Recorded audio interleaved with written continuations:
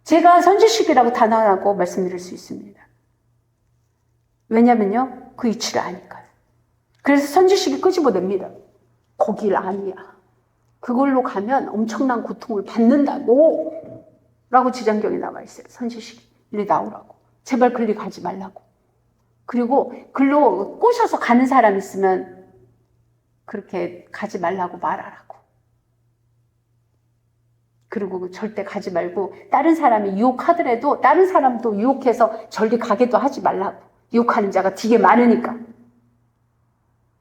이게 지장경 4편 마지막 부분쯤에도 나오는 얘기입니다. 여러분들 지금 어느 쪽 길로 가고 계십니까?